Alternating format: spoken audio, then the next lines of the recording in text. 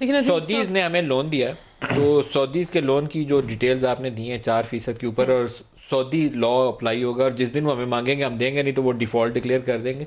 इससे ज़्यादा मेरे ख्याल में शर्मनाक वो सारी शराइत भी नहीं दी थी, पूरी दुनिया में हमने आज तक सारी शराइत भी नहीं दी थी कि अगर हम डिफॉल्ट करेंगे तो वो किसी भी एसेट पर पाकिस्तान का राइट है। देखिए दोनों कंट्रीज के मुल्कों के माबैन कोई शराइत तय होती हैं और दोनों ने अपना इंटरेस्ट भी देखना होता है। पहली बात तो ये नहीं है कि गर्म जोशी नहीं है या बरादना मुल्क से अच्छा ताल्लुक नहीं है इसलिए कर रहे हैं। देखिए यहाँ पर बहुत ही ज़्यादा गलत बयानी हुई, इसलिए गवर्नमेंट की स्पोक्स पर्सन होने के बहैसियत इस रिकॉर्ड को हमने सीधा करना है। देखिए मरीम नवाज शरीफ इंतशार की सियासत करती हैं, हम सब जानते हैं, इदारों के खिलाफ बयानियाँ चलाती हैं, हम सब जानते हैं, लेकिन पाकिस्तान के नेशनल सिक्योरिटी के इश्यूज़ को तो खुदारा छोड़ दिया करें। आप फॉरेन पॉलिसी या खारजा अमूर से वाकिफ़ नहीं हैं, आप नहीं जानती कि खारजा अमूर किस सतह पर होते हैं, तो उसके ऊपर गलत बयानी ना कीजिए करें। आपके प्रोग्राम के तवस्सुत से उनसे गुजारिश कर रहे हैं। यहाँ पर बात की गई चाइना पाकिस्तान का दारीना बरादराना दोस्त है, हमेशा मुश्किल में हमारा साथ दिया।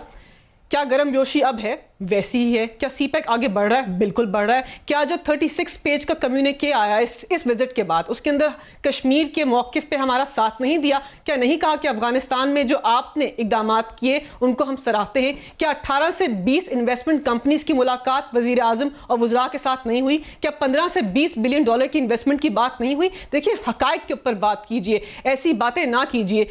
पाकिस्तान और चाइना के माबैन जो रिश्ता है वज़ीर आज़म इमरान खान का सिर्फ नहीं है, ये एक स्टेट की रिलेशनशिप है दूसरे स्टेट के साथ, उसको तो छोड़ दीजिए। चीन, अमेरिका, सऊदी अरब, यूएई जितनी सर्द मोहरी आज है कभी माजी में थी नहीं। ये आपका मौक़िफ़ हो सकता है, मौक़िफ़ नहीं, रियलिटी है।